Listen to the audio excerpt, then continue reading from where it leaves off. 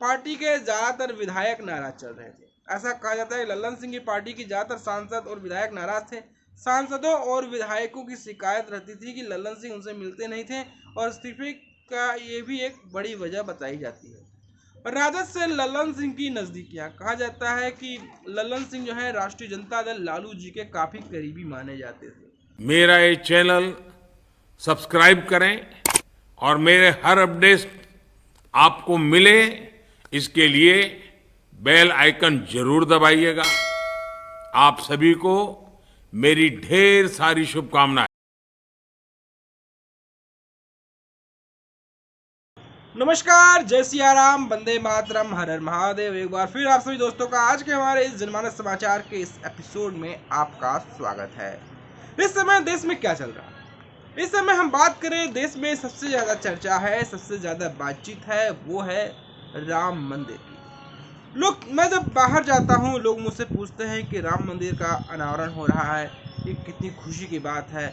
और समझ लीजिए 500 वर्ष के सहस्त्र संघर्षों के बाद ऐसी जो दिन है, जो देखने को मिलेगी कि रामलला का मंदिर बनकर तैयार हो जाएगा। जहाँ एक तरफ राम मंदिर बनकर तैयार होने वाले लोगों में खुशियां अपार हैं, लोगों में खुशियों का व्यापार चल रहा है, वहीं कुछ लोग ऐसे हैं जिनमें आज भी पीड़ा है, बाबरी वाला पीड़ा जो छलक कर बाहर आ जाता है।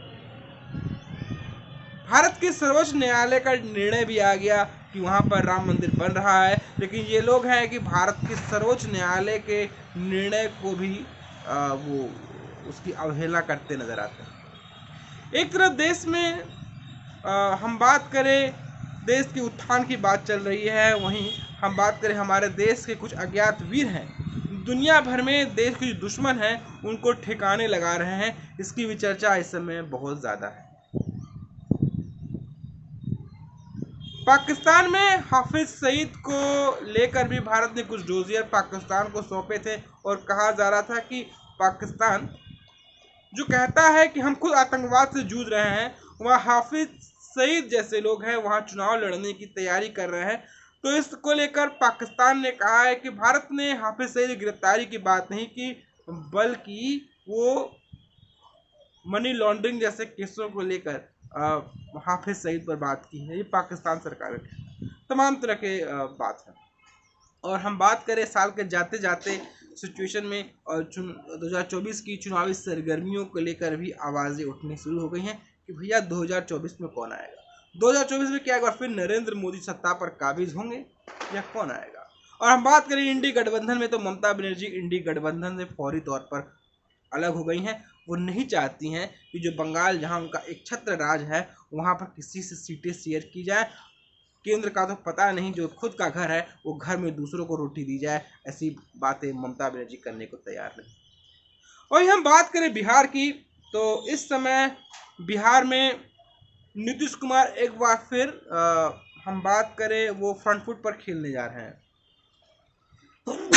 नीतीश कुमार खुद अपनी जो राजनीति है उसको एक बार फिर उसको लॉन्च पैड तैयार करने वाले हैं। नीतीश कुमार ने अपने करीबी लल्लन सिंह को एक बार फिर ठिकाने लगा दिया है। कहा जा रहा था कि लल्लन सिंह बहुत महत्वाकांक्षी हैं और लल्लन सिंह अपने हिसाब से जनता दल यूनाइटेड को चलाने की तैयारी कर रहे थे। बहुत तरह की बातें हो रही थी। कहा जा रहा था कि नीतीश जी हाशिए पर चले गए हैं, लल्लन सिंह लालू जी के काफ़ी करीबी हैं और लल्लन सिंह चाहते थे कि जदयू जो है राष्ट्रीय जनता दल के इशारों पर चले, तमाम तरह की बातें। लेकिन 3-4 दिन से जदयू की जो बैठक चल रही थी, राष्ट्रीय कार्यकारिणी की बैठक चल रही थी, नीतीश कुमार एक बार फिर जदयू के अध्यक्ष चुने गए हैं, तो कहीं ना कहीं जो लल्लन सिंह है अब वो हाशिए पर चले गए। लल्लन सिंह का हाशिए पर चला जाना ये कहीं न कहीं एक राजद के लिए भी एक डेंट जैसा है।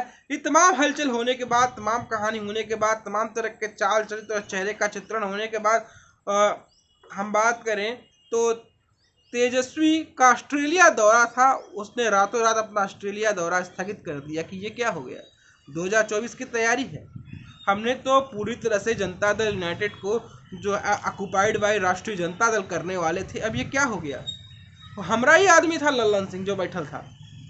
लल्लन सिंह क्या है क्या नहीं है, अभी सोशल मीडिया पर तो हम बात नहीं करेंगे, नीतीश से कितने करीबी हैं, नीतीश से कितने चाहने वाले हैं, लेकिन हाँ, लल्लन सिंह की बदजुबानी, लल्लन सिंह का जो तौर तरीका तनकीद था, वो केंद्र सरकार से लगातार जेडीयू के बीच में दूरियों की कहानी को और ज़्यादा गढ़ता नजर आ रहा था।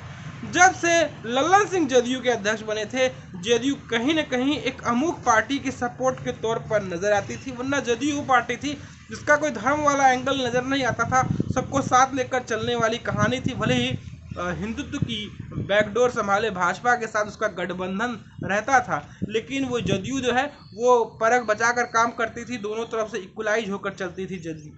और जदयू में और राजद में जमीन आसमान का अंतर था। राजद के बारे में कहा जाता था कि राजद जो है वो एमवाई समीकरण की पार्टी है, और एमवाई समीकरण में एम के साथ उसका लगाव काफ़ी ज़्यादा था। अब यही कहानी हम बात करें तो जनता दल यूनाइटेड के साथ भी नजर आने लगी थी। ये सब कहानी बिहार में चल रही थी। कहा जा रहा है कि इस बिहार में नीतीश कुमार राष्ट्रीय अध्यक्ष बन गए हैं एक बार फिर जनता दल यूनाइटेड के। तो नीतीश कुमार की पार्टी अब फ्रंट फुट पर खेलने वाली है। जिस तरह नीतीश कुमार ने सपने संजोए थे कि इंडी गठबंधन बनाया जाएगा, केंद्र के खिलाफ लड़ा जाएगा, उनके फॉलोअर्स मान रहे थे कि नीतीश चाचा प्रधानमंत्री बनेंगे। अरे कम से कम संयोजक तक भी इंडी गठबंधन वाला उनको नहीं बनाया। अब इंडी गठबंधन कितना बढ़ेगा कितना नहीं बढ़ेगा, खटाई में जाएगा, तो बात की बात है। ये तो बात की बात कहानी का चाल चित्र चेहरा है कि इसमें आगे क्या होने वाला है।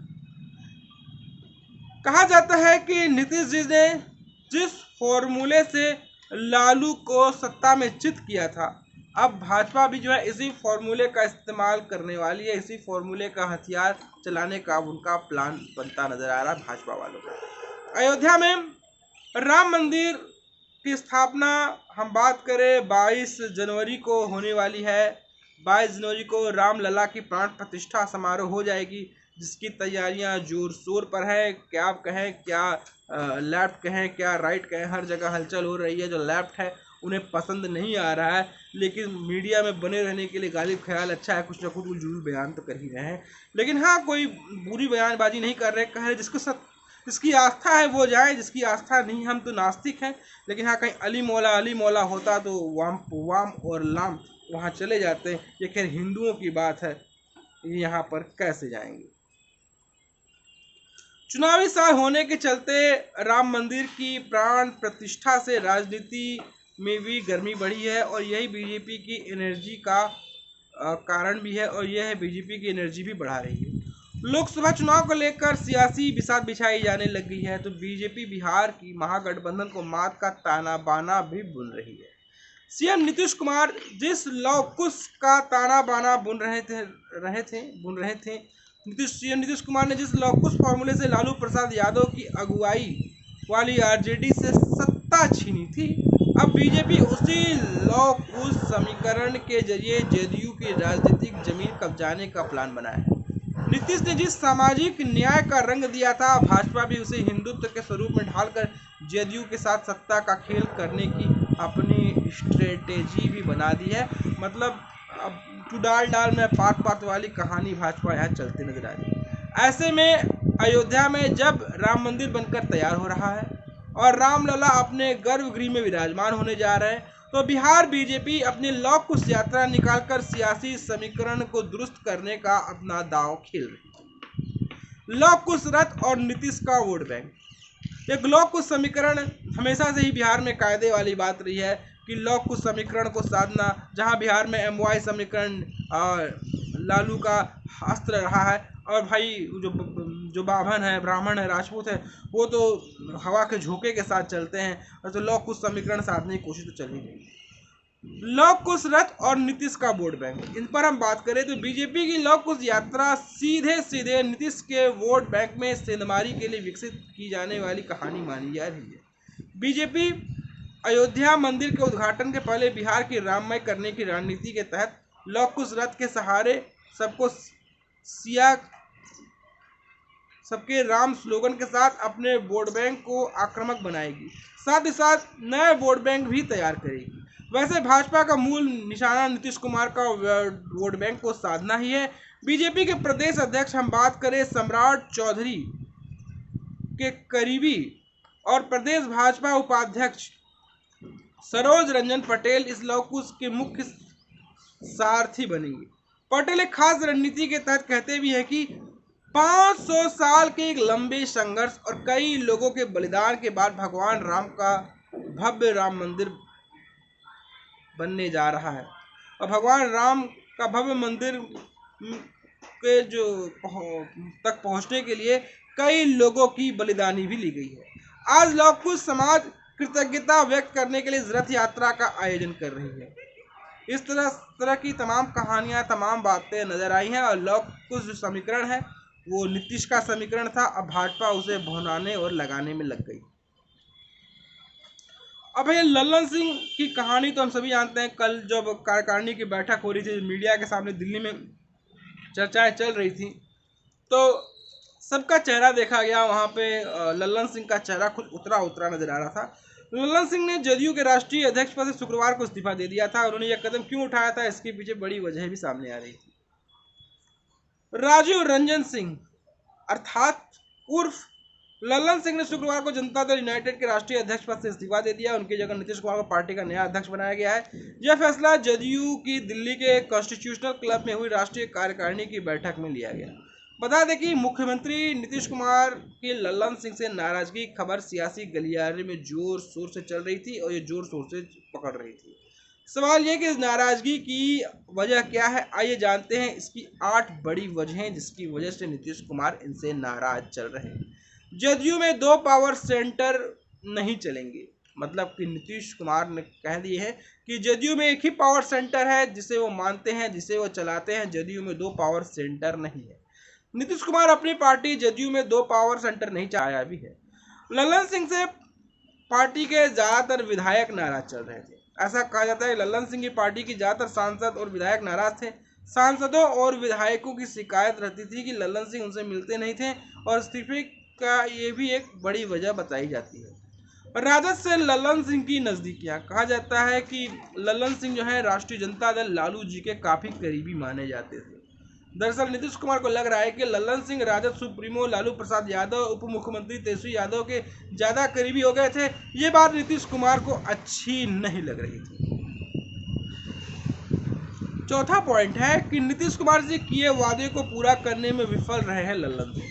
बताया जाता है कि लल्लन सिंह ने नीतीश से वादा किया था कि अगर उन्हें जदयू का राष्ट्रीय अध्यक्ष बनाया जाता है तो वे देश भर में पार्टी का विस्तार करेंगे। इसके बाद इस वायदे पर भरोसा करके नीतीश ने 31 जुलाई 2021 को लल्लन सिंह को 6 पार्टी की बैठक में शामिल नहीं होते थे। लल्लन सिंह